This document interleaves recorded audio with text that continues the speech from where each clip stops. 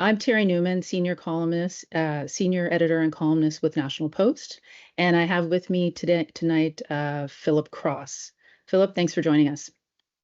My pleasure. Thanks for having me on. Great. So the topic of tonight's talk is who is Mark Carney, which is obviously a big question on all Canadians' minds. I mean, we know he's been the Bank of Canada governor and the UK governor as well. But we really don't know much more than that about him or his record. So I'm looking forward to this chat with you tonight. So another thing I want to tell audience members is that you're able to ask us questions. And you can do so by going to the Q&A section of your browser and typing a question. And our moderators will get around to submitting them to us, and hopefully we'll get around to your questions. So please do that.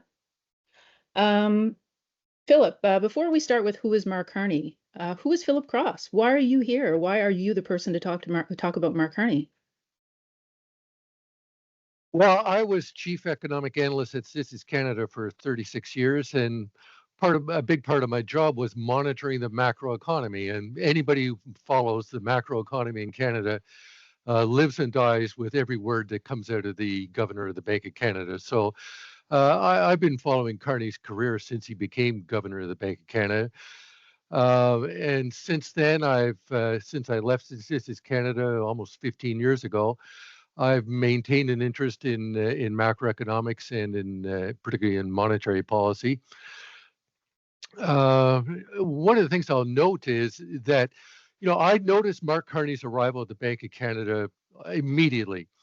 As I say, I would read every statement, every speech that came out of the Bank of Canada, and as soon as Carney took over, you could see right away there was a marked improvement in the clarity and cohesion of the bank's communication. So this guy is very good at communicating. You may not agree with what he communicates, and I'll be discussing a lot of my reservations later on. But don't underestimate, he's a very good communicator, and that's one of his major attributes. Another thing that most Canadians might not know is what exactly is the role of a governor of the Bank of Canada or the governor of the Bank of UK? Like, what are they supposed to do? What historically have they been responsible for? Well, lots of little things. I think from the point of view of your listening audience tonight, the bank's responsible for two major things. One is manipulating monetary policy, especially interest rates, to serve as a short-term stabilization tool. I mean, a lot of things, as we know, knocks the economy around.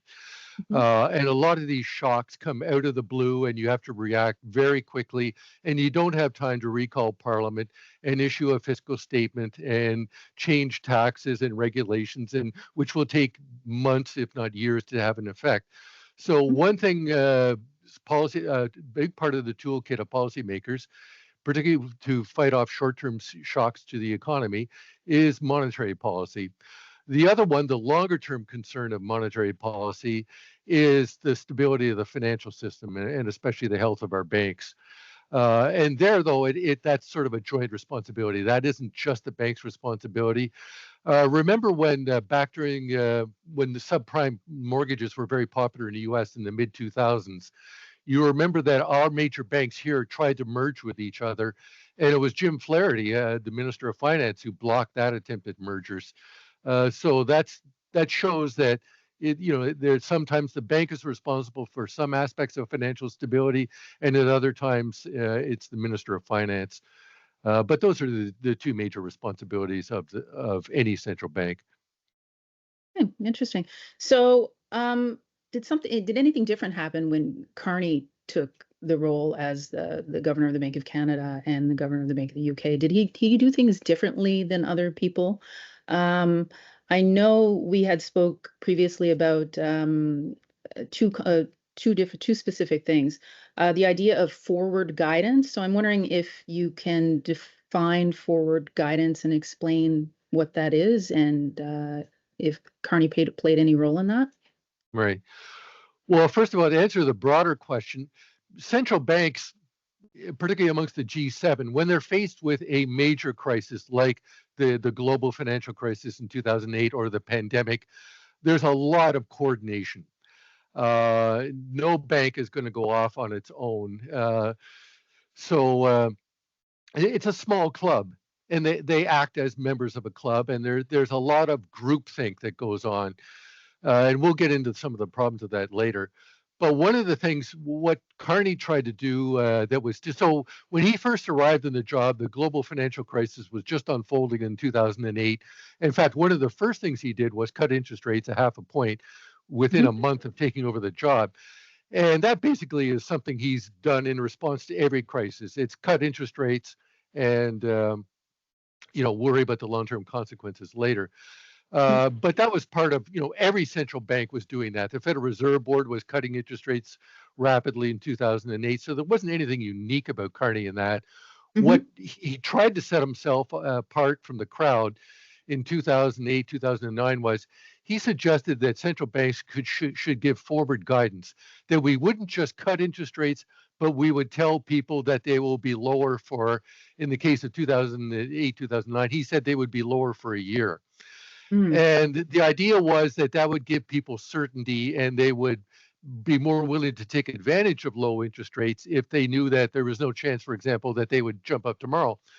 All of that sounds great, except when Steve Pollitt took over, one of the first things Steve Pollitt said was, I'm not doing forward guidance. You can forget that. I think it's a dumb idea. And the reason for that was borne out during the pandemic when Tiff Macklin gave forward guidance. He cut interest rates and told people, you can borrow at these low interest rates and not worry about rates going up for an extended period of time. And within a year, he had to start hiking rates because inflation took off. And of course, then people got really upset saying, just a second, you told me I could borrow at low rates and now you're raising rates. And, that's why a lot of people want Macklin's scalp. So that shows what was one of the risks of forward guidance, and that Steve Pollitt was correct in saying, no, the future is unknowable. There's too much uncertainty. There's negative shocks come along to the economy, but there's also other types of shocks like inflation shocks and supply side shocks. And I'm not going to promise something that I may not be able to deliver. So he did try to be different in developing this tool of forward guidance. It really hasn't caught on in the central bank community for reasons that became painfully obvious to Tiff Macklin in 2022. Right.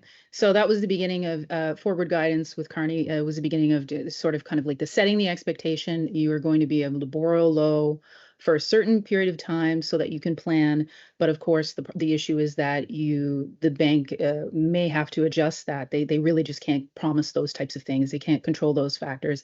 And so what we saw in Canada is people, buying properties, very expensive properties that they probably couldn't afford when interest rates go up, or a second property, and being left with the mess that eventually Tiff Macklin pretty much inherited much later. Yes. So that's very interesting. And the other thing is Carney as well. Was he also involved in the movement that was taking place with banks with their extensive support for net zero policies and initiatives? Was that also a new thing? Oh yes, he's been very much in the forefront of that. It was his idea. Remember too that his wife is a quite vocal environmentalist, and Carney began campaigning as soon as he took over as governor of the Bank of Canada. Began campaigning for the idea that banks should start taking account of climate change and the risk to the financial system from that in making their lending decisions. After leaving the Bank of England, he was one of the founders of the Net Zero Banking Alliance. He was also part of, there's a major American bank. Let me check my notes here. He pushed for what's called the Net Zero Asset Management Initiative, which unfortunately just suspended operations in January as a bunch of major U.S. banks decided that this just isn't going to work. What they found was that trying to make joining a global coalition when you have to report to national regulators, Mm-hmm. it was just too complicated to reconcile the two. And just more generally, it was part of this ESG movement, which firms are fleeing from left and right these days. Mm-hmm. But yes, he was very much a part of that initiative. And that's an initiative that actually has probably fared worse than the forward guidance. You could say forward guidance had some success in limited circumstances, but all these net zero banking alliances are collapsing now. They began in Glasgow in 2021 to much fanfare, and here we are, just a little over 2 years later, and the whole thing seems to be petering out.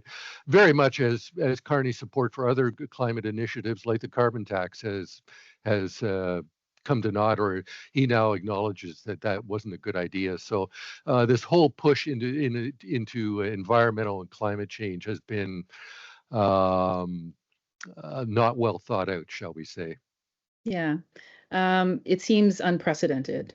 Do banks usually take on side projects like that um, in terms of things going outside of their nation? Can you think of anything else, like off the top of your head? Do banks usually involve themselves, national banks, in global interests? No, and particularly they don't stray outside of economics. I mean, there was even within economics, it's quite extraordinary. You remember there was a great kerfuffle earlier this year when the deputy governor of the Bank of Canada, Caroline Rogers, gave a speech in which she said that the productivity crisis in Canada was, quote, a break the glass problem. You might remember there's a great deal of furor around that because it's very rare that the bank even gets a, as I say, the bank's mandate is short-term stabilization and longer-term financial stability. The bank can't really influence things like productivity. Productivity is related to things like infrastructure and Hmm. education and regulate, all tax policy, Hmm. all these things that are way beyond the bank. So it's very unusual. The only justification for the bank commenting on productivity is that productivity is becoming so bad, it's becoming an inflationary force. And I think that justifies why the bank occasionally would get involved in something like that, but that's really quite extraordinary. So yes, to if getting involved in something like productivity is extraordinary, getting involved in something like climate change, which is way beyond certainly short-term stabilization policy. Uh, Carney tried to sell it as, well, there's some type of long-term risk to financial stability here, but there really wasn't any take-up amongst other central banks, and especially the Federal Reserve Board has shown no interest in this. And if the Federal Reserve Board isn't interested, it's not going to fly at G7 central bank meetings. So Hmm. yes, the short answer to your question is yes, it was really quite extraordinary for a central bank to get involved in environmental and climate change issues. Right. And then all of them across the globe. Many of them across the globe doing it together. It was new. I have a question from one of our viewers. Did Mark Carney predict deflation as a result of the COVID pandemic, as Brian Lilly claimed he did? I can't find confirmation of this. The actual result was, of course, inflation.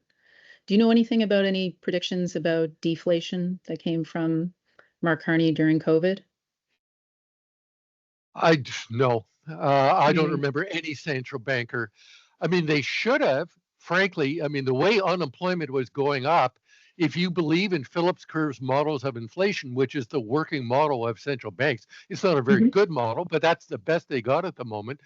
Hmm. That's one of the problems of the Phillips curve is that the sharp increase in unemployment during the great financial crisis or again during the pandemic should have led to much lower inflation than we actually saw.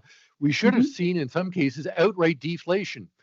Hmm. And that showed that there was a basic flaw in how central banks, I mean, one of the more open and honest members of the Federal Reserve Board in the United States admitted that we don't really have a working model of inflation. Central banks don't have a working model of inflation. That's a problem when your central mandate is to keep inflation down and you don't really have a working model of inflation dynamics. the proof of that, of course, was that after injecting all this massive stimulus into the economy in 2021, inflation took off in a way that completely surprised all the major central banks. So yeah, Houston, we've got a problem here. Yeah, that's really interesting. You would think with upcoming AI and all the historical figures and numbers that we have about markets that we couldn't just pop something in and say, this is what happens when we have this factor and we inject money into the economy and kind of get closer and closer to an idea of what might happen during something like a pandemic. Again, probably not a great idea to use it to predict, given the idea of prediction and forecasting not working out very well. In terms of Carney's performance in both of his governor roles in Canada and the UK, from your knowledge and what you know about what he's done, how did he do? Like, how does he measure up? Well, as I say, the central banks act. The old joke is the herd instincts amongst economists make sheep look like independent thinkers. That herd instinct is especially strong among central bankers. There's a lot of communication amongst themselves, and they would never make a move. I mean, I was debating Steve Pollitt last week in Toronto, and Governor Pollitt mentioned that he would always get a heads up call from the Federal Reserve Board or the European Central Bank ahead of time, that we're going to do this tomorrow, and we don't want you to be blindsided. So there's a lot of coordination goes on behind the scenes. So you wouldn't think a central banker would really stand out. But Carney he stood out for the wrong reasons. He didn't really stand out in terms of monetary policy. He basically just went along and did what everybody else was doing. And most of the time it was firefighting and cutting interest rates and trying to fend off a financial crisis or a recession during the pandemic. What was different about Carney was he was so willing. He just had open mouth disease. I mean, there's a phrase amongst economists that central banks do what's called open market operations. Carney was a specialist in open mouth operations. You just can't shut the guy up. I mean, he was the first governor, for example, to give a speech to a union here in Canada. And he went and talked to the Canadian auto workers. And that's where he gave an infamous speech where he talked about dead money, where he said he basically accused corporations of sitting on money. Instead, you should have asked the question of why aren't firms willing to invest in this country? Nobody wants to sit on money and have money do nothing. But there were reasons. But he didn't explore that too deeply. He just came up with this theory of dead money. There's a great deal of controversy. A lot of people criticize him. I was led to charge. And he quickly retracted it and said, "Oh, I'm dead money. It's been revitalized," and so on. Right. Another instance is during the Brexit referendum campaign. During the campaign itself, where frankly a governor should not be saying anything to try to tilt the scales of that, he said if we vote for Brexit, Britain will go into a recession, basically trying to scare people into voting for yes. Again, that was quite an extraordinary intervention. But by far the worst thing that Carney ever did, and I think the Bank of Canada still lives with this today, is the idea of taking of discussing with people, accepting the Liberal leadership while being sitting governor of the Bank of Canada. I mean, that is the lack of judgment there is just mind-boggling. I mean, right. the governor of the Bank of Canada has to work closely with the Minister of Finance. They meet weekly.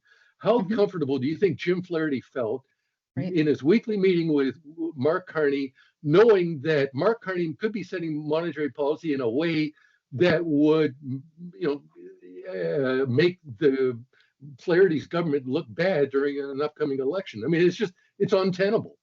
It shouldn't have required any thought at all. He should not have taken any incoming calls. And if he wanted to explore it, he should have left the Bank of Canada immediately. So, as I say earlier, I did say some good things about him communicating. His ability to communicate is good, but his exercise of judgment about what he's communicating sometimes shows a very serious lack of judgment, just head shaking. Yeah. So just so the audience knows also as well a little bit of background about what you're referring to. And I actually I watched the video where Jim Flaherty is there and he's announcing that Carney is leaving for the Bank of England, which in his book, the last chapter of his values book, he calls an improbable fluke. I would, I think probably more than a few people would disagree that sudden departure was an improbable fluke. What was happening at the time is in 2011, Carney had spent some time in the summer with a Liberal MP in Nova Scotia with his family, and as you said, was taking phone calls, was being courted. The Globe had broken, an investigation, had spoke to people. They were working on a ballot. They were planning on him being the perfect alternative to Justin Trudeau. And the press got wind of this. He tried to snuff it out. It didn't work. And then all of a sudden, he left a term early. He left a year early from his position to the UK. And this is where Canadians are supposed to believe that this is an improbable fluke. That might be improbable. So that was a very interesting situation. The other part of that comes up when more recently he had been on the Daily Show with Jon Stewart, and Jon Stewart had essentially made the claim that Carney was coming into the Liberal Party basically to save them. He was an outsider. But what do you think about that claim? You cannot. He's been at the heart of central banking for 10 years. I can't imagine anybody being more a part of the establishment than Mark Carney. What is unusual is that besides this outsider is I lost my notes here. What I wanted to say. His lack of judgment. Yes, he's not a man of his times. And I wrote recently an op-ed about Justin Trudeau, and I talked about how he basically became out of step with the era he was in. He tried to be, post-national, borders weren't important and all this stuff at just a moment of history where Trump and Brexit made borders important. And we're seeing the same thing with Carney, even more in spades. Because you see for example, all this push that we talked earlier about for green energy and climate change and ESG and all these types of things is just it's disintegrating these days before our eyes. So I think we have another instance here of somebody being quite out of step with. Carney is basically like Trudeau. You would call him a Davos man. This guy's straight out of central casting of the World Economic Forum. For him to claim that somehow he's an outsider is beyond belief. Trump is an outsider. He's the poster boy for outsider. Carney is not in the same league at all. He is in the mainstream of progressive thought about economics, about the transition to the green economy, and so on and so forth. You may not like progressive thought, but that's clearly where he has located himself. Right. Yeah. In terms of, it's interesting, his last chapter of his book, and I guess the summary of his new book, The Hinge, he's trying to paint himself as like somebody who is for the people, right? But yeah, he's part of these larger governing institutions. So I found that interesting myself. In terms of, I know you said it's kind of like a herd mentality. Economists don't actually decide to do things as a sole person. Even if they're a governor, they sort of come together and all send people memos and make decisions, which kind of negates the claim that he's any type of rock star, like an individual standout making decisions. some of the complaints about Carney are, as far as I understand, that he basically did the same thing here as he did in the UK. He lowered interest rates rapidly, did the predictive thing, and then engaged in quantitative easing, which is basically printing money, which caused inflation. So those two things combined, like the dependence on low interest rates, it causes a dependence in the society on low interest rates. People people are responsible for managing their own funds and spending, but it does make them it makes things more risky for those who are not able to manage those behaviors. Or and then the printing of money seems to fuel that as well. Um, so so he really can't then claim to be any type of rock star in his record, would you say, or is that A couple points on that. One is if you read Ben Bernanke's book, and I've read the books of all the central bankers about how they handled the global financial crisis. I would especially recommend Mervyn King's at the Bank of England. But if you read Ben Bernanke, it's quite instructive that in the 400 or 500 pages, Bernanke, there's one reference to Mark Carney. I had a joint phone call with all the other G7 central bankers on such and such a date. That was it. Nobody was looking to Mark Carney for leadership. Nobody was taking up forward guidance as a great idea. They were too busy trying to save, 19 of the 20 major banks in the U.S. were going under.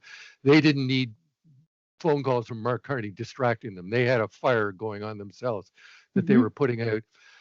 The other thing that's extraordinary, though, is former in the 1970s, a head of the Federal Reserve Board very famously said that the main job of a central banker is to take away the punch bowl once the party gets started. He was always there when we were filling up the punch bowl. When we were cutting interest rates and adopting quantitative easing, he was always there for that. He never hung around for the hard part, which is taking away the punch bowl as the economy starts to improve. He always managed to dance out of town just in time before things got sticky. There's no reason to think, for example, that he would have been any different than any of the other G7 central bankers who all made the same mistake because they all talk to each other. They all subscribe to the same models. They all buy into the same way of thinking. And as a result, they are all faced with sharply higher inflation starting in 2021 and going into 2022. Surprised them all. They thought at first, oh, this is temporary. It's just a supply shock from COVID. It'll go away. And lo and behold, it seems to have actually had something to do also, though, with, we made the fatal mistake of injecting a massive amount of monetary and fiscal stimulus into an economy that was supply constrained. I mean, if you have half a brain, you would predict that inflation was going to be a result. I know I wrote articles in the Post in 2021 saying this is not going to end well. And I was in a distinct minority at the time. By the way, you said economists think in the herd. I pride myself in being outside of the herd on a lot of things. But that was one where there's no reason to think that Carney would have avoided this if he had hung around. But by then, his mandate, his term at the Bank of England had expired, and he was off in Glasgow setting up net zero banking alliances or whatever it was he was doing. So there's nothing extraordinary you can point to. I mean, there are a couple times both here and in England that CPI inflation went past 3%. You can criticize him for that, but it didn't reach the levels of 8% that happened under Macklem. So his superficially his record looks okay, but there's reason to think that he wouldn't have made, if he had stuck around in England, the same thing that would have happened under his tenure that happened under everyone else's. Put Right. another way, too, he didn't issue any warnings to central bankers, his friends in the central banking business. He didn't warn them in 2021 saying, no, this is not transitory inflation. You have gone too far in stimulus. We are supply constrained. This inevitably is going to lead to inflation. He didn't issue any warnings like that. So he certainly can't take any credit for any great foresight. He didn't anticipate any of the great economic events. He didn't anticipate the global financial crisis of 2008. He didn't anticipate the great inflation of 2022. So we've had these great events happen, and he's pretty much been reacted as more of a bystander. He certainly wasn't an oracle who saw these things coming ahead of time. Interesting. Okay, so I have a few questions here I'm going to pose for the audience. Sure. Let's see. As governor of the Bank of England, Carney was strongly anti-Brexit. To what extent then is he a free trade guy? Thoughts on that, Philip? I would think, again, he's such a mainstream person. He follows the orthodoxy in so much of his economic thought. And economists, and that's one in which I will join the herd, say, free trade is unambiguously good, or I shouldn't say unambiguously. There are winners and losers, but overall, we have a century of evidence of free trade eras being good for the economy and protectionist eras like the 1930s not being good for the economy. So I think he probably is good in that. I think what gets exaggerated by the orthodoxy is that we exaggerate the benefits of trade. It's not a cure-all. Canada, for example, I mean, we're the only G7 nation that has a free trade agreement with all the other G7 members. It hasn't done us a lot of good, has it? I mean, free trade with the U.S., that was a good thing in the 90s, but the deals we signed with Japan and Europe in the last decade, they haven't paid off at all. Our trade hasn't improved. Our productivity has been dreadful. So, we shouldn't exaggerate the benefits of trade either. That's interesting. That's something I think a lot of Canadians don't know anything about. So we would look forward to an article about that possibly. How is Canada doing? How are our agreements with other countries doing with free trade? I have another question here from an audience member, and I'm not sure. You may or may not have insight into this because of knowing Carney's background in banking. And which major projects do you think that Mr. Carney would likely accelerate through the use of government's emergency powers? Any sense of what that might be for Mr. Carney, given what we know about him? I'm not sure I even follow the question. Emergency powers. I mean, we saw the government invokes, particularly central banks invoke extraordinary powers. I don't know if they're emergency powers. They're in the toolkit that all central bankers have, including quantitative easing. We saw central banks do very unusual things like directly buying provincial government bonds to stabilize the bond market. But I'm not sure what's meant by emergency powers. Would they close borders during the next pandemic? Would they try to order mandatory vaccination of people? I have no idea what Carney would do in instances like that. Yeah, it's a newer comment he made. It's a very new comment, so it could. We really don't know. It could potentially be about specific projects he wants to see green lighted as opposed to other projects, maybe. But it's kind of, I think at this point it would be hard for anybody to really answer that question. But it's a very new question. So, is it realistic? Yeah, sorry, go ahead. We've limited ourselves too. I mean, green lighting.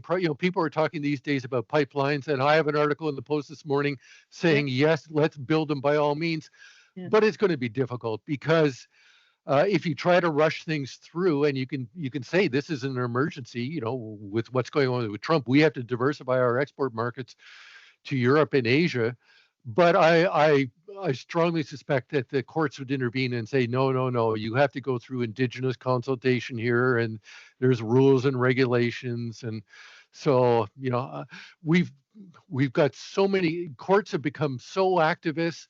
Um, I worry that we've really boxed in ourselves in our ability to handle crises. Mhm. The thought of Mark Carney being at the head of the Canadian government during an emergency, um, I would call that an emergency in itself. But Interesting.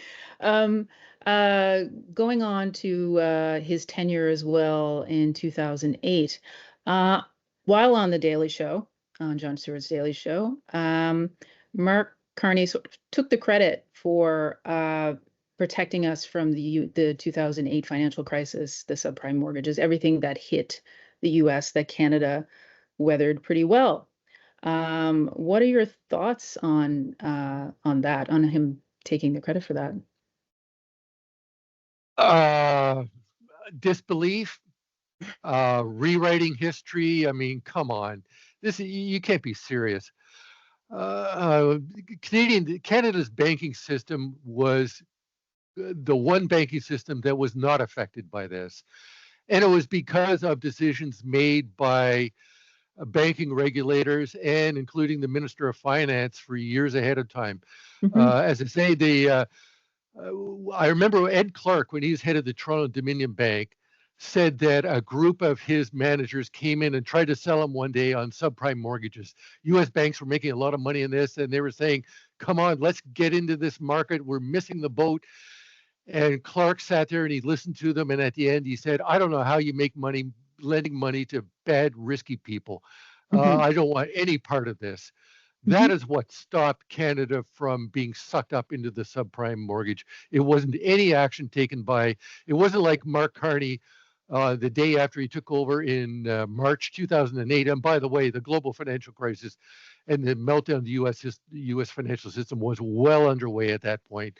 Hmm. It's not like he said, oh, he didn't phone up the banks and say, let's get out of the US subprime Hmm. mortgage market right now. They were Hmm. never in it. Thank God. And that's what saved us from all that trouble. And for, I say, Carney showed up in the spring of 2008. It was already well underway then.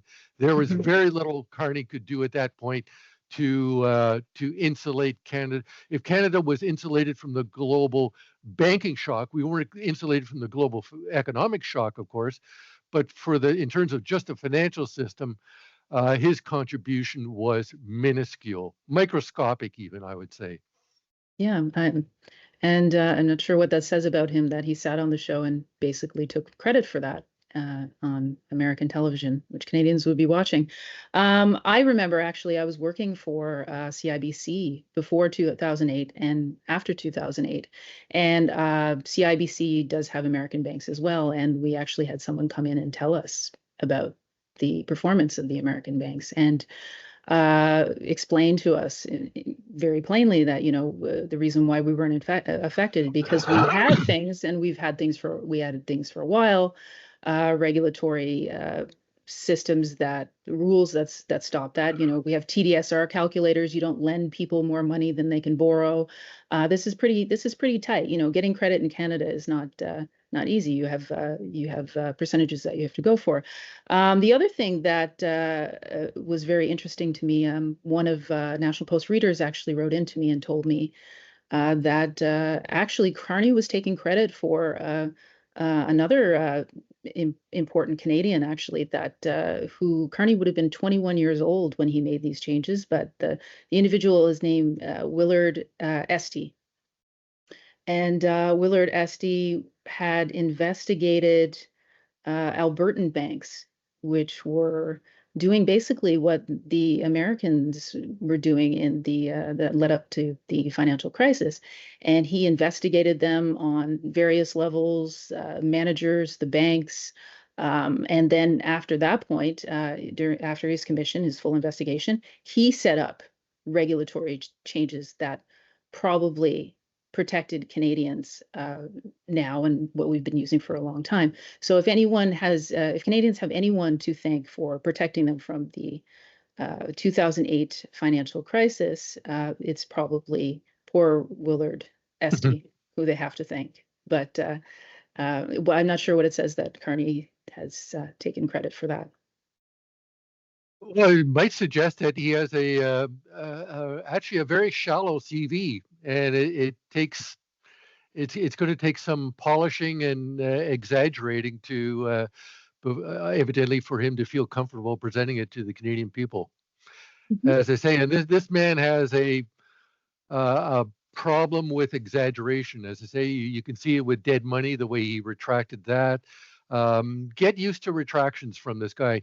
He apologized. He had to go. He got hauled before the Britain's parliamentary committee about his comments during the referendum. He had to backtrack on that. So he sometimes the mouth is engaged before the brain. Mm-hmm. Mm-hmm. And sitting back and taking credit for things seems to be something he doesn't mind doing. Let's talk a little bit about Carney's 2021 book, Values. You wrote an excellent review for it about it in the Financial Post when it came out. Mm-hmm. And can you just tell us briefly what the book was about? What was his main thrust? Well, the main thrust was that it was a disavowal of markets, basically. He was saying that markets have come to put a price on everything. And he's saying markets have gone too far, and instead we need to put values on things. But as I noted, people who talk about values, and our sitting Prime Minister Justin Trudeau is very big in talking about Canadian values too. But people who talk about values, they always assume that the values you hold are the ones that they hold.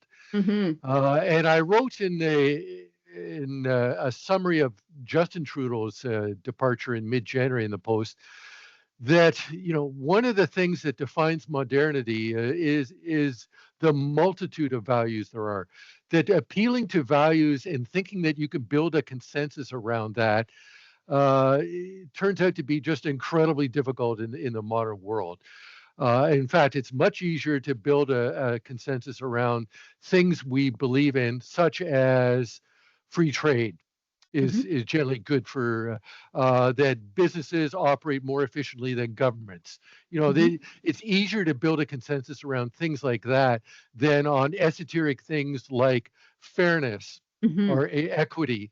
Because once you get down that road, of course, everyone's got a different idea of what is fair and equitable in this world. And mostly it means take more money from that guy and give it to me. Of course, and when you get 35 million people saying that, it's very hard to govern that way. So it was I think there's two things I took from that book. One was how as a platform, as a basis for governing, it just goes nowhere because values take you nowhere in terms of governing. And how remarkably self-serving it was. As I say, according to this book, I have done no wrong. I've saved the world multiple times over. It's just laughable. It's no surprise to me that he would go to American television to launch his campaign and make some of these claims, because anybody here in Canada who knows what's going on, he wouldn't get a free pass on it. Yeah, absolutely.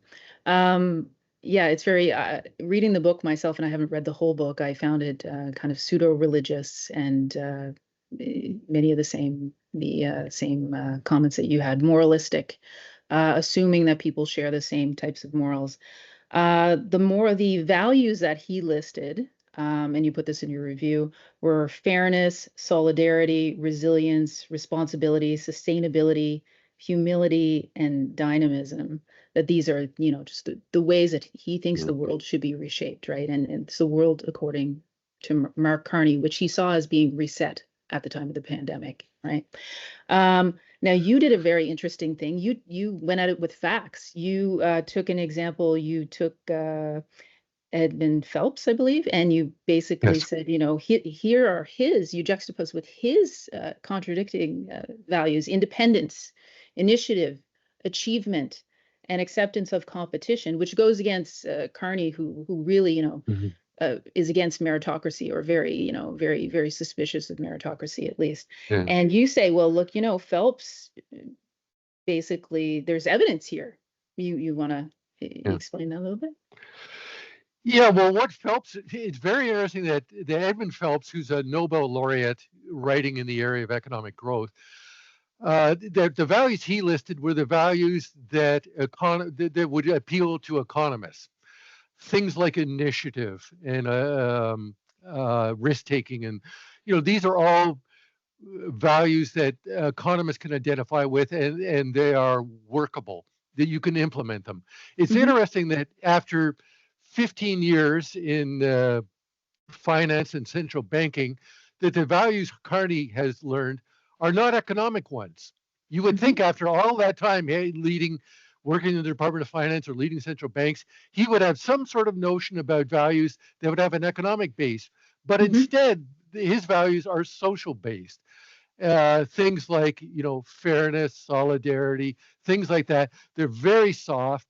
You don't know, they're very mushy. They don't tell you anything about how to run a country. They certainly don't tell you how to improve long-term productivity and investment in a country.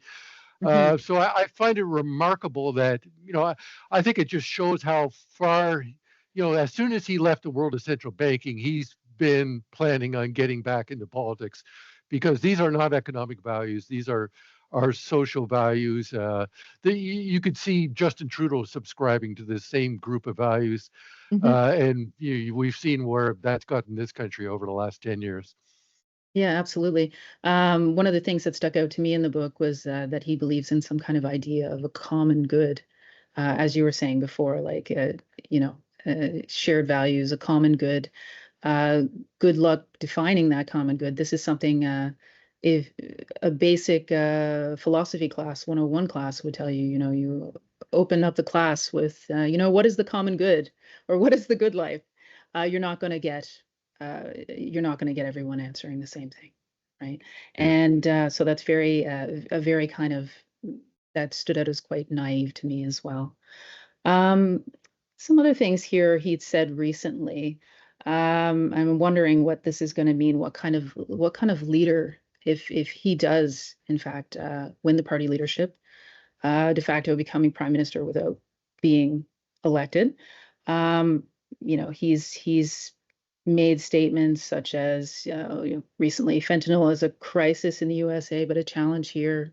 He's made comments on steel, which you probably have some opinions on. He doesn't seem to know that we use it quite often. What would happen, if to the economy, Canadian economy, if Carney started toying with steel as part of his sustainable economic plan?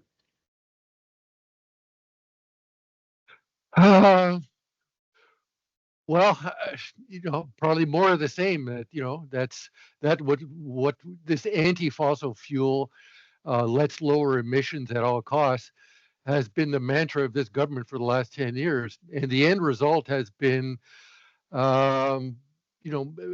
very bad in both senses. We've had the worst economic growth in the G7, partly because of these restrictions we've put on, industries like fossil fuels and pipelines, industries that have wanted to grow, but we've deliberately have restrained. But at the same time, it's remarkable, even though we've restrained the growth of these industries, we've had the worst record on reducing greenhouse gas emissions. As I mentioned in a post article a month ago, we've ended up getting run over in both directions by trying to be in the middle of the road. I mean, it probably would have been better if we just said firmly, we're going to target one or the other. And instead, by trying to say, oh, by the green transition will create jobs, well, we didn't get a green transition and we didn't get the jobs either. So it's, one would hope that the Liberals would have learned from the experience of the last 10 years and not repeat that.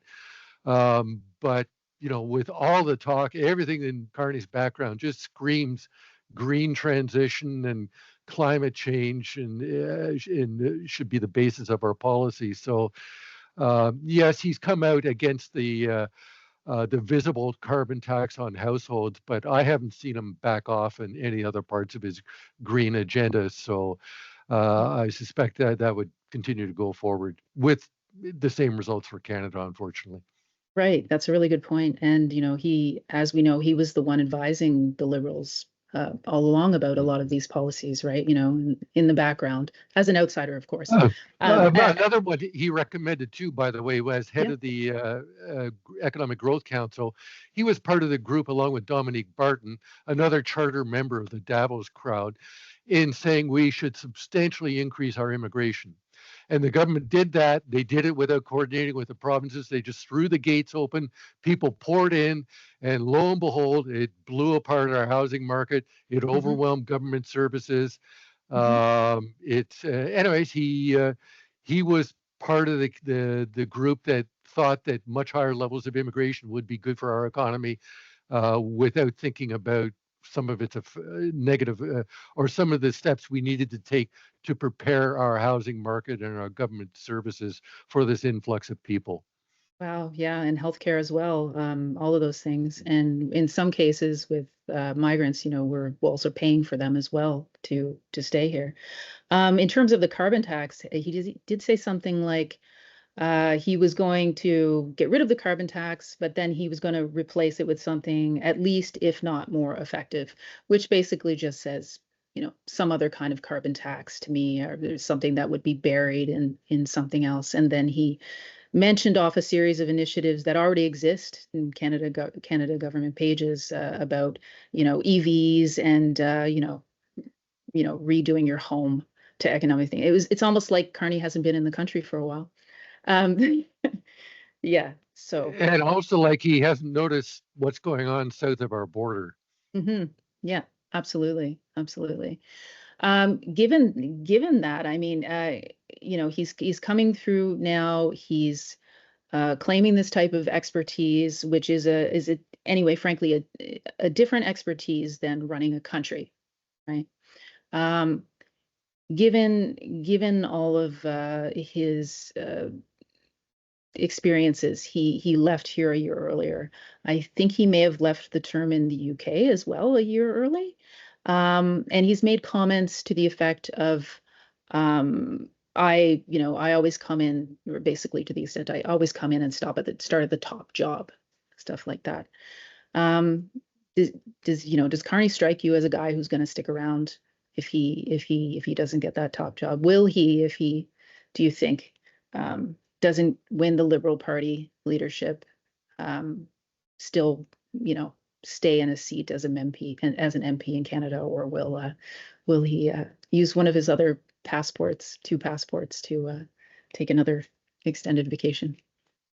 Oh, there's every indication. I mean, just the whole Trudeau Freeland fiasco was related to Carney supposedly.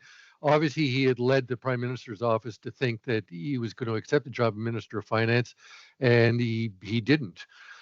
So, he's had multiple opportunities to join this government in any position except as Prime Minister, and he hasn't been interested in it. He has not openly declared his political ambitions until the job of Prime Minister became open. So presumably that's the only one he's interested in. Right. And it's questionable whether or not that's something that says country first. Would he be country first, or which passport first? I think that's all the questions that we have as well to ask tonight. Philip, I want to thank you so much for coming tonight and doing this talk, having your expertise when, Carney, nobody's really gotten the chance from an economic perspective to talk about what Carney's done both in Canada and in the UK. It's been really informative. And so I hope we can do something like this again. And I hope that the viewers as well found it informative and join us for the next MP Talks. Thanks for joining us, Philip. My pleasure. Thanks for having me on. Thank you.